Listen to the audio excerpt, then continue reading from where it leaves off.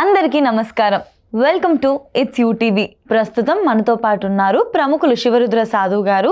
So గురుగారితో మాట్లాడి మరిన్ని విషయాలు తెలుసుకునే ప్రయత్నం చేసేద్దాం. నమస్కారం గురుగారు.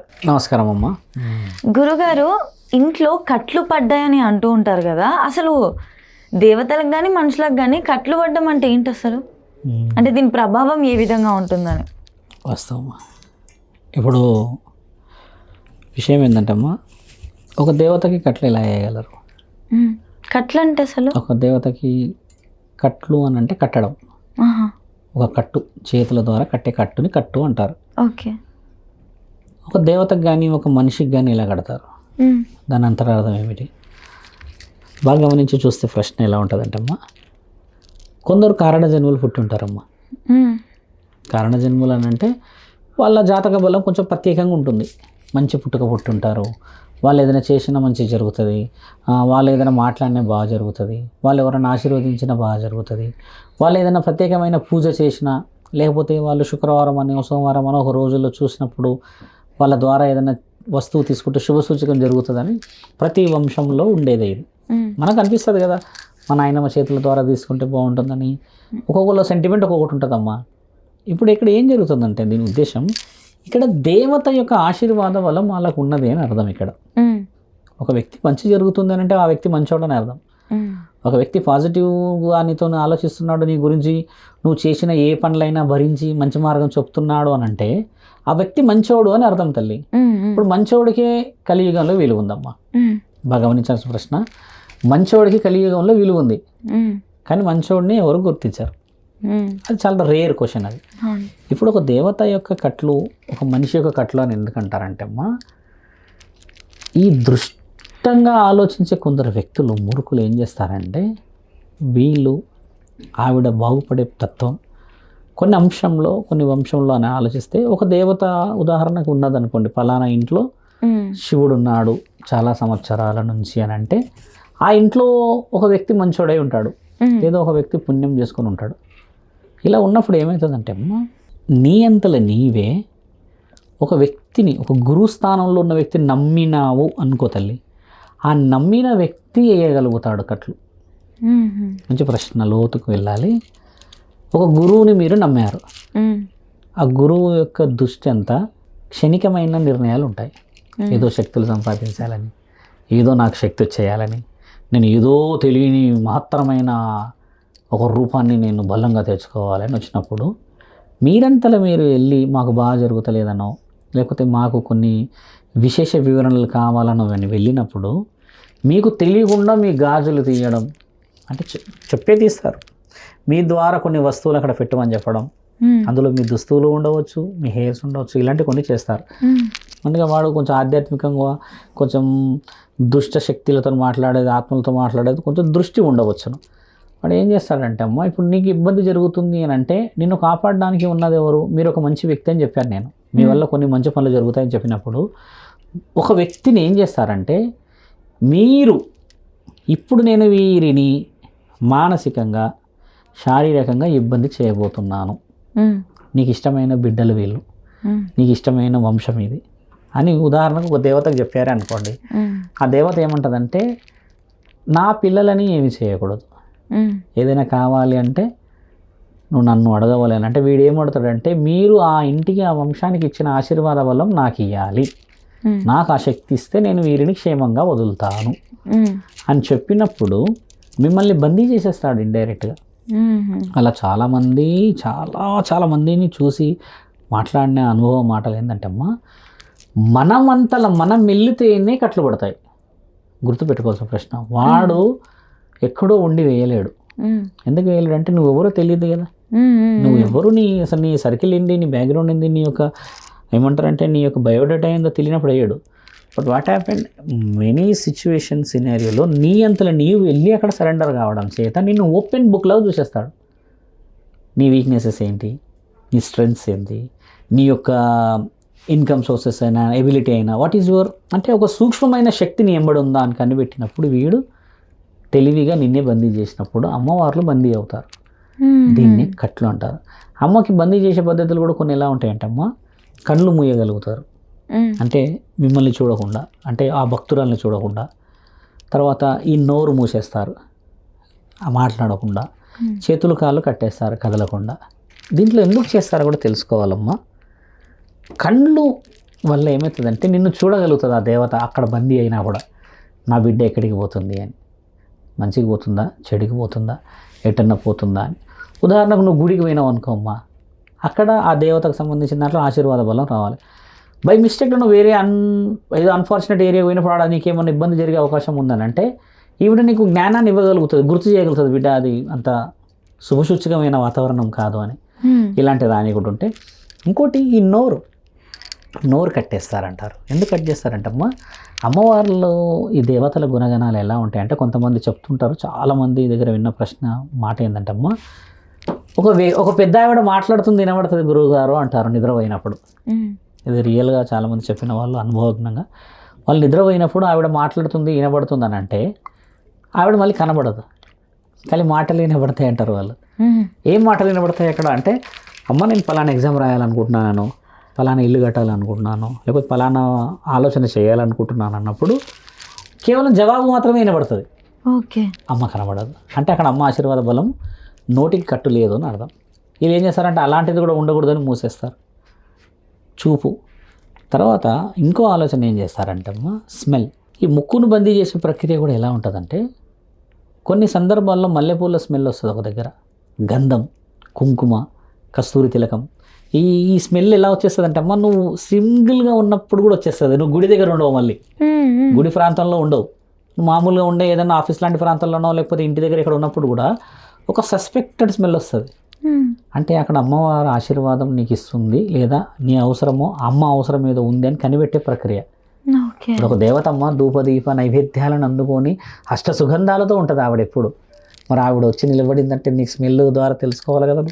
కాబట్టి ఇలాంటిది కూడా మూసేసే ప్రక్రియ ఉంటుంది. అంటే వాడు చేసే దుష్టుడు గురించి చెప్తున్నా, అలా అమ్మవారిని కంప్లీట్గా బందీ చేస్తారు. చేసిన ఆ ఇంట్లో అరిష్టం మొదలవుతుంది. ఎందుకంటే అమ్మ ఏమి చెప్పలేకపోతుంటుంది, కళలో కనబడలేకపోతుంటుంది, మీకు ఏదైనా సహాయం చేయలేకపోతుంటుంది మీకు. మన పూర్వీకుల్ని గమనించి చూస్తే పెద్దవాళ్ళనమ్మ ఒక ముసలావిడ కనబడుతుంది, ఆ కళలో మాట్లాడి చెప్తుంది, కానీ నో ఇంగ్లను చెప్తుంది, కానీ ఇక మేము అదే ఫాలో అవుతాం, అమ్మనేమో అంటారు కొంతమంది. అమ్మ కనబడుతుంది అట్లా నమ్మకంగా వస్తుంది, అందరికీ రాదుగా మరి, ఒక వ్యక్తికి వస్తుంది అట్లా కళలో కనబడుతుంది అంటారు. ఒక వ్యక్తి కనబడి బొట్టు పెట్టుకొని వచ్చిందని అంటారు, సర్పం వచ్చింది అని అంటారు. ఇట్లా కొన్ని హింట్లన్నీ కోల్పోతారు ఆ ఇంట్లో ఈ కట్లు పడ్డప్పుడు. మీకు తెలియకుండానే ఇంకొకటి మానిటర్ చేస్తూ ఉంటాడు.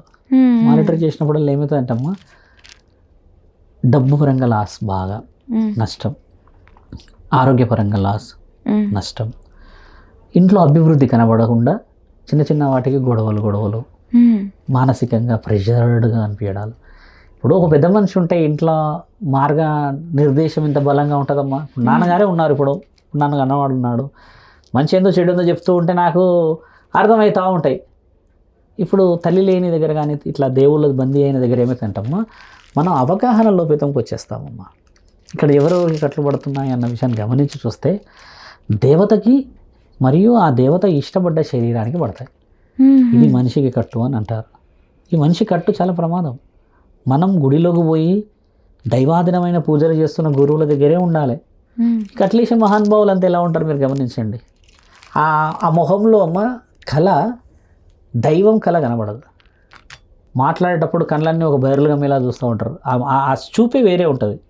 ఇప్పుడు ఒక గురువు ఎలా ఉండాలంటమ్మా, ఇద్దరు కూర్చొని మాట్లాడుతున్నప్పుడు it should be a very secure discussion. అలాగా తల్లి ఇలా చేయమ్మా, మంచిగా పోతల్లి అట్లా ఉండాలమ్మా అంటే అప్పుడు గురువు దగ్గర మనస్ఫూర్తిగా ఏడుస్తారు, మనస్ఫూర్తిగా పాదాల వందనాలు పెట్టుకుంటారు, నొక్కుతారు.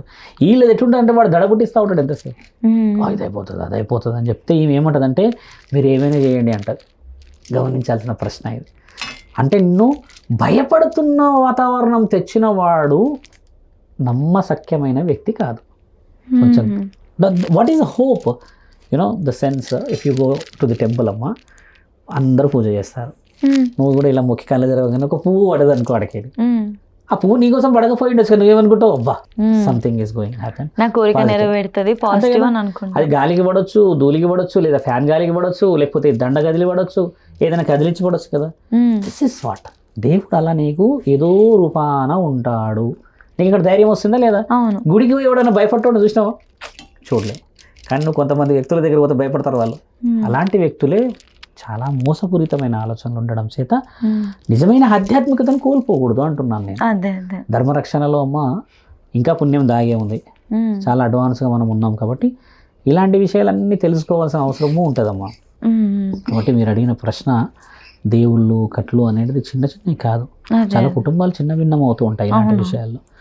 అది విషయం అమ్మా. గురుగారు ఇందాక మీరు మాట్లాడేటప్పుడు అంశ వంశ అన్న పదాలు యూజ్ చేస్తున్నారు కదా, అంటే అంశకి వంశకి తేడా ఏంటి, దాని అర్థాలు ఏంటి? వాస్తవం ఏంటంటమ్మా, మనదంతా వంశం మనది. ఓకే, మనమంతా మానవులమంతా ఒక వంశం, మానవ వంశం అనుకో తల్లి. దీంట్లో వేరే వేరే కులాలు ఉన్నాయి, విభిన్న జాతులు ఉన్నాయి, విభిన్న మతాలు ఉన్నాయి, ఇది వేరు. అయితే మన దగ్గర దేవతలమ్మ ముక్కోటి మనం అనేది, ఎందరో రూపాలు. ఆ రూపాలల్లో ఏం చేస్తారంటే ఒక్కొక్క రూపానికి ఒక్కొక్క విలువ ఉండడం చేత దేవుడు ఏమన్నాడంటే ఏ విధముగా పూజించినా నేను అందుబాటులో ఉన్నా అన్న సందర్భం తెచ్చినప్పుడు కొంతమంది రాయిని పూజిస్తారమ్మా, కొంతమంది వచ్చేసి చెట్టును పూజిస్తారు, రావి చెట్టు, వేప చెట్టు. ఇంకొంతమంది వచ్చేసి ఒక కలశాన్ని పూజిస్తారు, ఇంకొంతమంది వచ్చేసి అమ్మ తులసి చెట్టును పూజిస్తారు.